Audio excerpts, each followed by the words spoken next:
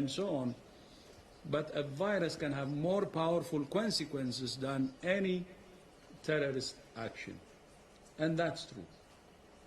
And if the world doesn't want to wake up and consider this enemy virus as public enemy number one, I don't think we will learn from our lessons. It's number one enemy, and to the whole world, and to the whole humanity. Okay, if you're not paying attention to to COVID-19, the coronavirus, you really should be, because there's going to be a panic. It's pretty much inevitable at this point that there's going to be panics all over the place. And people are going to do what they always do when there's a panic, and store shelves are going to be empty. And let me throw some pictures from Hong Kong up for you, where, yep, people freaked out and bought everything. And do you need food? Do you need any kind of supplies? Toilet paper? There are people stealing toilet paper because they can't get any. There's none for sale. So, yeah. Regardless of what happens with the disease itself, and there's more than a sufficient amount of scary shit being said about this disease already. I'll put a little bit at the front of this video so you can see at least a taste of what it is. We're pretty sure that it seems pretty certain at this point that there's more than one strain, so you can get sick more than once, and there's at least a 2% fatality rate. Although the data is shaky and uncertain, and other coronaviruses, such as SARS, which came from the same exact fish market, had much higher fatality rates. But even if we just go with 2%, that's scary enough. Holy shit, that's scary enough. Okay. So, go to the store. I would advise... I'm just going to tell you what I did. I bought supplies. If all the store shelves are suddenly empty and they can't get new supplies in, because as soon as they get new supplies in, people buy all that, I will have food. More importantly, if I'm sick, the last thing I'll want to do is to have to drive around while being horribly sick looking for basic things. So, what do I have? Well, I have a bunch of stuff, and I'm not even gonna recommend anything to you. I'm just gonna show some of what I did, just some examples. So, I didn't feel like dragging a whole 50-pound bag of flour in, but I went to Costco, bought a 50-pound bag of flour, because I can make bread and pizza dough and all kinds of things out of it. I got yeast. This one just happens to be salt. Yes, it's a freaking 12-pound bag of salt. I'm sure in my lifetime I can use up all of it. Eventually, no, did I say 12? This is 25 pounds. Oh, okay. Anyway, holding it at an awkward angle. Yeah, food. Of course, you can't live off of bread and water. Seriously, you can't live off bread and water. You'll die. You need more in your diet than just that. Well, you could live for a few weeks or months on it, I'm sure. I wouldn't try months, though. I don't want to try weeks. So, other things. I have some different dried fruits. This one is just some cranberry raisins. Jarred peaches. Number 10 cans. This one happens to be fruit again, but, beans and vegetables and stuff. Some frozen foods. I showed you salt. I also have pepper. Lentils. I've got a few different things here with stuff. Yeah, it's overkill. I think it's better to be over-prepared than under-prepared. No, there's actually services. If you go online and you look up for prepper sites, like I think one's called My Patriot Supply, they'll sell you all kinds of stuff pre-packaged and all figured out because they know this shit. I think they're too expensive. I could shill for them, but I don't. You know I don't. I don't do sponsorships. Nuts. Easter candy. Like, seriously. Okay, so that's just all food stuff. I got a big thing of Gatorades and big thing of Top Ramen here.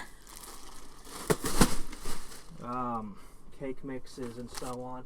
Anyway, that's all the stuff you'd probably think of on your own. Now get to the stuff you're not going to think of, okay? If supplies go missing, that'll include tissue, toothpaste, shampoo. I didn't drag all this stuff in my little tiny studio, but bottled water, soda, potato chips. Oh wait, now we're back on food. Sorry, I meant hydrogen peroxide, Q-tips.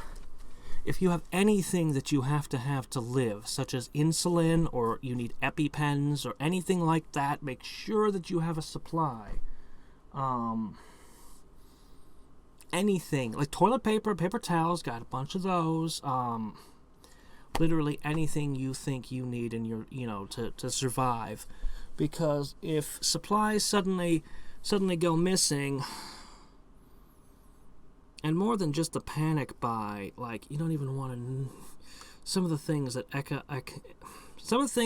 economists are suggesting are downright terrifying, with what could happen to supply lines if this is a big old pandemic where people could be sick for weeks, or afraid to go to work for extended periods of time, and the quarantines and everything. So, yeah. We're probably all going to get sick if this thing keeps going. I don't think they're going to stop it. I think we're all going to get sick. Most of us will probably just be fine. But make sure that you have supplies. And, try to take care of yourselves, guys. That's all I want to say, is take care of yourselves, have supplies, get yourselves a big old jar of macaroni or whatever it is you like to eat. I mentioned toothpaste. Here, I've got some of those here. Toothpastes. I'm not trying to shill for any particular brand of anything. I'm just like, hey, supplies. Vitamin D, because I live in Alaska and we have problems with vitamin D deficiencies, as well as, other vitamins. This one's C. Stuff. So just take care, take care, people. And personally, like, my worst case scenario is I get sick, all the hospitals are overloaded because everyone's sick and there's no medicine, and all the store shelves are empty. Like, that is my worst case nightmare scenario, personally. So, and everyone I know is sick, so there's no one to give me a helping hand anymore. And think about, so I am personally avoiding fast food. Thankfully, I don't need cabs, but I would avoid cabs and Ubers. I'm going to be trying to I'll be making any purchases I have to make, such as gas, with plastic, because funny thing about money, it passes through a lot of hands, and people cough all over it. Not really normally, but anyway, you get what I'm saying. This thing, okay, I should mention, vectors for infection. It's airborne. If somebody coughs onto a surface, if someone coughs in their hand and handles a surface, it remains active on that surface, alive for a while, and if you touch that surface and then you touch your eye, you're infected. That's kind of how this thing works. One lady in South Korea apparently infected something like 45 people. One person did that. So this thing is infectious as all hell. It did come out of a biolab, apparently, we're hearing now. So, yeah.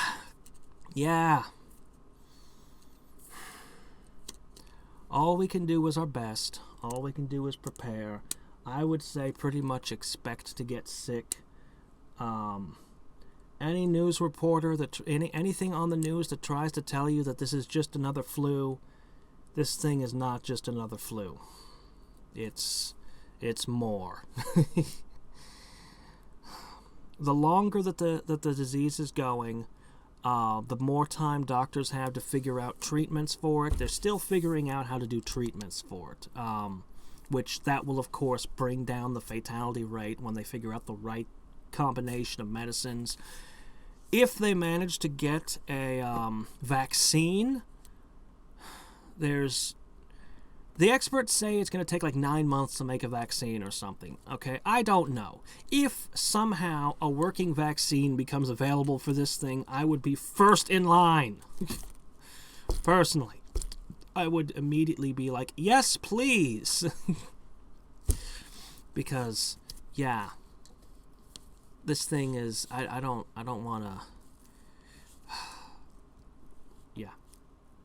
I don't need to say anymore. You guys get it. Take care of yourselves. Make sure that you have food, water, and anything that you have to have for supplies.